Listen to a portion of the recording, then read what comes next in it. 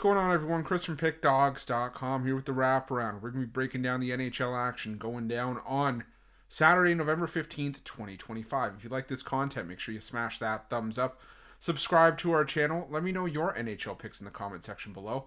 And if you're looking for my best bets, including my daily NHL power play or any of my plays I have on the board today, whether it's college football, college basketball, or a long-term pass, make sure that you jump on board. Remember to use the promo code PICK at checkout. Get 15% off your purchase. Now, I'm sure you guys have been seeing it all over our YouTube channel. We do have our new Inner Circle VIP services. Now, admittedly, these aren't for everyone. They are for people that make big bets, for those with bigger bankrolls, people who are looking to take their betting to the next level. It's more of a one-on-one concierge-style service. Now, you can call or text this number on the screen, but just remember, it is our most expensive premium product before you reach out. So just keep that in mind. But if you find that it's for you, it's an awesome product. I can tell you a lot of people are already loving it. So make sure that you check that out. But we're here to talk about a 13-game NHL card on Saturday. Plenty of action to be had. We got some mid-afternoon action, then we got a lot of primetime action. So let's not waste any more time. You guys know the drill. You ready? I'm ready. Let's get into it.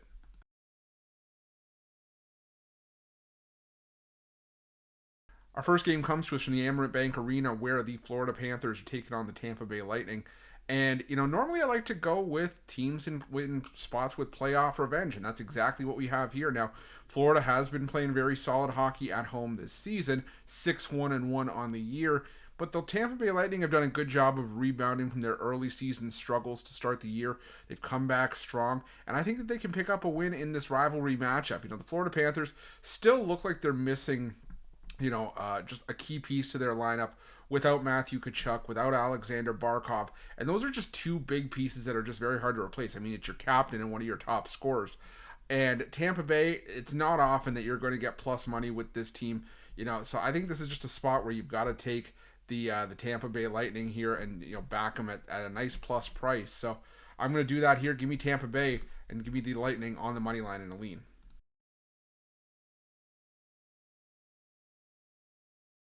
Now we're heading to the Grand Casino Arena for this matchup between the Minnesota Wild and the Anaheim Ducks.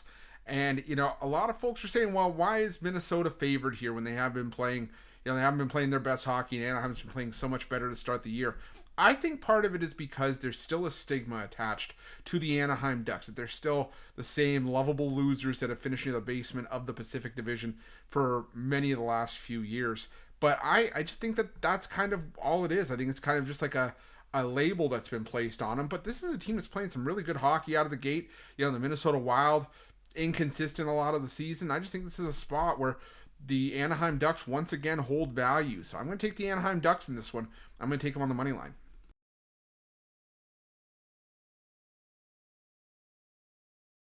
Now we're going to the United Center for this game between the Chicago Blackhawks and the Toronto Maple Leafs.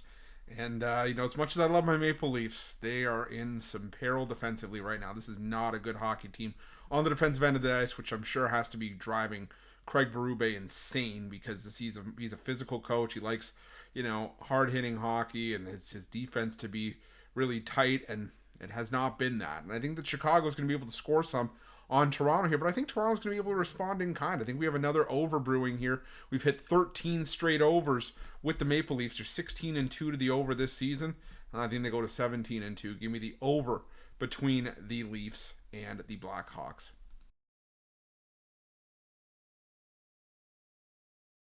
Now we're off to the Bell Center, where the Montreal Canadiens take on the Boston Bruins, and I get why Montreal would be favored at home. It's where they've been playing their better hockey this season, but this is also a Montreal team that's been outscored 12-1 in their last two home games. Boston just took a loss. They had their win streak snapped against the Ottawa Senators. And a lot of their recent games have actually been played on home ice, where they are 8-3 this season. But still, Boston was playing some solid hockey on the road before that. Wins over the Islanders and the Maple Leafs. And I think they can get back on track here. I just haven't loved what I've seen from Montreal defensively. In a lot of their recent games, they've given up 4 or more goals in 4 of their last 5 games. I just think this is a spot where I think that there's value to be had in backing the Boston Bruins on the money line here. So that's exactly what I'm going to do on the road. Give me Boston. I'm going to take them at the plus money price.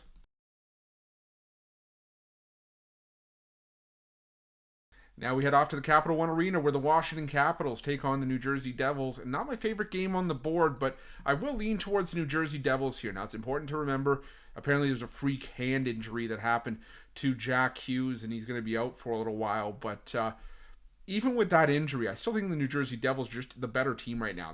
Now they have played 4 straight games that have gone past 60 minutes.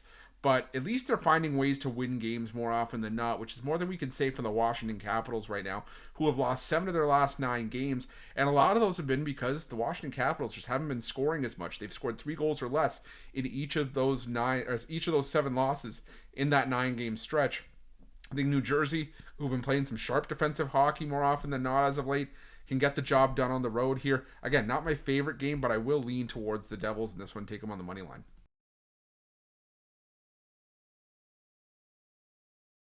Now let's go to Lenovo Center where the Carolina Hurricanes take on the Edmonton Oilers. And, Edmonton, you're always going to have a shot in a game when Connor McDavid and Leon Draisaitl is on your team. But Edmonton just right now doesn't have it. They've lost 7 of their last 10 games.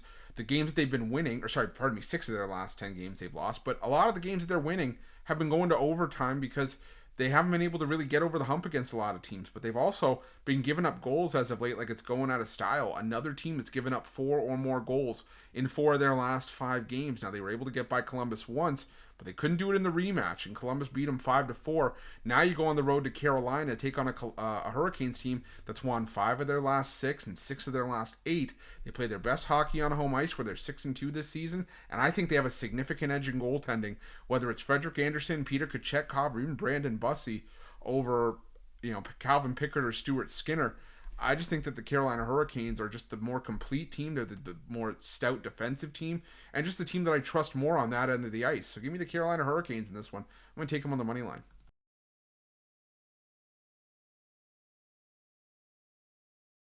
Now we're going to Nationwide Arena where the Columbus Blue Jackets take on the New York Rangers. And, speaking of the Columbus Blue Jackets, this is a Blue Jackets team that's been playing some solid hockey this season. These two teams almost have identical records. Columbus 9-7-1, the Rangers 9-7-2. And Columbus, they're coming off that win over Edmonton, but this has been a very streaky team. And I know that in the past I've said with Columbus, you kind of got to ride them when they're hot and then fade them when they start to go cold. And then you just wait until the tide starts to turn. The problem is I'm not going to wait. I'm going to jump on the New York Rangers here. This is a Rangers team that's been playing really well. They're 6-2 in their last 8. They're 8-1-1 on the road this season. And even though it's the first half of a back-to-back for the New York Rangers here, I think they have an edge in goal, whether it's Igor Shesterkin or Jonathan Quick over the likes of Jet Greaves or Elvis Merzlikins or anyone in that Columbus dressing room right now. So I'm going to take the New York Rangers in this one. I'm going to take them on the money line at the coin flip price.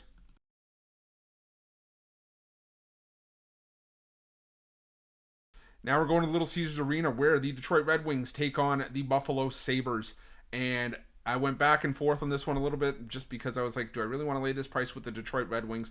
But at the end of the day, it kind of hit me that there's no backing the Buffalo Sabres on the road right now. They're 0-5-2 away from the KeyBank Center. They've just been finding ways to lose games, and they've been getting crushed on this road trip, getting outscored 17-8 in the 3 games. The Detroit Red Wings 6-3 at home. They just snapped a 3-game losing streak with a convincing win over a really solid Anaheim Ducks team, and I just feel like the Detroit Red Wings get it done at home, and I'm just going to continue to fade the Buffalo Sabres until they show me they can win a game on the road. So give me the Detroit Red Wings in this one. I'm going to take them on the money line.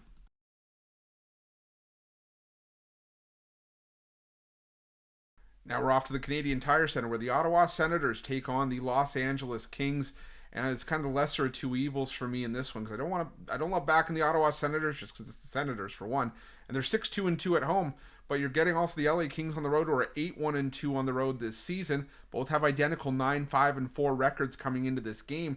But I will say I have been more impressed with what I've seen with Los Angeles, especially to start this road trip, this East Coast swing. They've won each of their first 3 games. They beat Pittsburgh, Montreal, and then Toronto in overtime.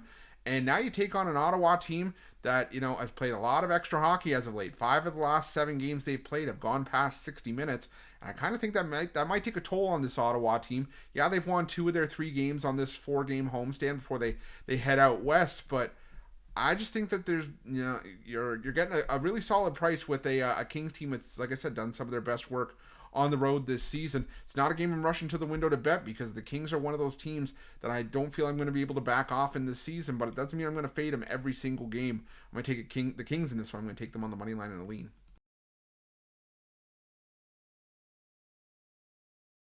Now we're going to the American Airlines Center where the Dallas Stars take on the Philadelphia Flyers. And, the Dallas Stars managed to get a really solid win at home on the road over the Montreal Canadiens last time out that they go back home. But they are only 5-3-1 at home this season. And that 7-0 win, now keep in mind they have won 4 in a row. I'm not going to discredit that. But they've won 7-0 in their last game, and that 7-0 win was only the second time this entire season that Dallas has won a game by more than 2 goals. You can take Dallas on the money line if you want, but that's around minus 200 to minus 220. I don't think there's any value there. I think the value is on Philadelphia plus the 1.5. Philadelphia 6-0 on the puck line on the road this season, and the majority of those, if not all of those, have been played in the underdog role. So I think the Flyers are live in this game. I think they at least keep it to a 1-goal game, if not win this game outright. I could see 4-3 in favor of the Stars, maybe even 5-4. But either way, I'm taking the Flyers plus the 1.5 in this one.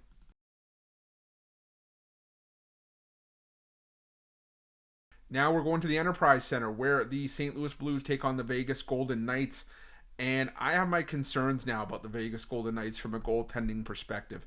I'm really worried about their staff, whether it's, Akira Schmid, Aiden Hill, or even Carl Lindbaum. This to me does not seem like a goaltending group that is going to be for a top tier team in the NHL like the Vegas Golden Knights historically have been. Schmid and Lindbaum have given up a combined 16 goals in their last 4 starts combined, and we're starting to see the losses pile up for the Vegas Golden Knights over that stretch. They've lost 4 in a row, and the alarming thing for me in those games is that those games were at home where Vegas historically has played their best hockey. Now they go out on the road and take on a St. Louis team that has really been struggling for much of the year themselves, and part of that has been goal scoring for the St. Louis Blues, but I do think we're going to see some goals in this matchup. I think that the goaltending on both sides has been shaky. We just saw the St. Louis Blues lose a 6-5 shootout against the Philadelphia Flyers on Friday. Now it's on the second half of a back-to-back. And like I said, I don't trust right now the goaltending for the Vegas Golden Knights. I'm going to lean towards the over between Vegas and St. Louis.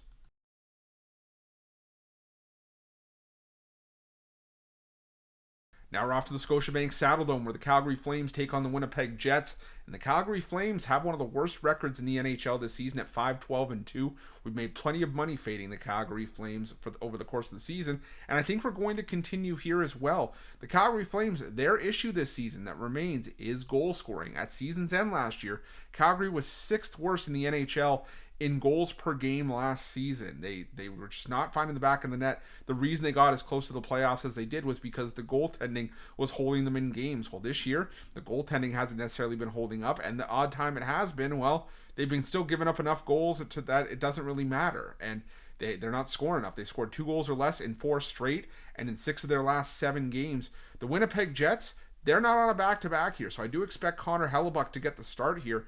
And Winnipeg's lost 4 of their last 5 on this road trip. It is the final game of the road trip. But I think Calgary's going to be in some trouble this season. I think Winnipeg can bounce back here. I think it's a reasonable price with them on the road. I understand, it's not always easy laying juice on the road with a team, that's lost 5 of 6. But Winnipeg is still one of the better teams in the NHL. And I like I said, Calgary is one of those teams that's on my fade list for much of the season. So I'm going to go with the Winnipeg Jets in this one. I'm going to take them on the money line.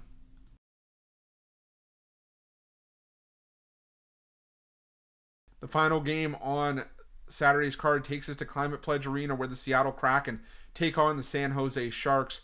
And I've said it before, if you guys know the wraparound, you guys have been watching, you know what I'm going to say. The San Jose Sharks are that guilty pleasure team for me where I keep backing them. They're not going to play pretty hockey. They're not always going to win games, but man, it's going to be fun when we can cash nice plus money prices with them. Now, they did fall short against Calgary in their last game, losing that game 2-0. And I do have my concerns about the goal scoring at times for San Jose. However, they've also given up just 6 goals combined. 6 goals combined. I did my math right there. I had to double check, but 6 goals in their last 5 games. 1 goal against Minnesota, Florida, Winnipeg, and Seattle, and the 2 against Calgary last time out. And I think they can do something here against Seattle. Seattle's been inconsistent. They've scored 1 goal in 3 of their last 5 games. San Jose, They were playing some really solid hockey. They've been getting plus money prices. This is one of the shorter plus money prices that you'll see with them, but they're still a 500 team on the road. If you told San Jose fans, given what we've seen from them the last couple of years from the San Jose Sharks, that they would be a 500 team on the road 15, 20 games into the season, they would take it. And I think that this is a spot where I just want to back the San Jose Sharks. As long as we're going to keep getting decent prices with them against teams that I don't think are worthy of those prices, like the Seattle Kraken, I'm going to keep taking them. Give me the San Jose Sharks in this one on the money line to round things out. That's it. That's all the NHL action for Saturday, November 15th, 2025. Again, if you like this content, make sure you smash that thumbs up, subscribe to our channel. Let me know your NHL picks in the comment section below. And if you're looking for my best bets, you can find those at Pickdawgz Premium. And remember to use the promo code PICK at checkout. Get 15% off your purchase. Thanks so much for watching. We'll see you guys soon.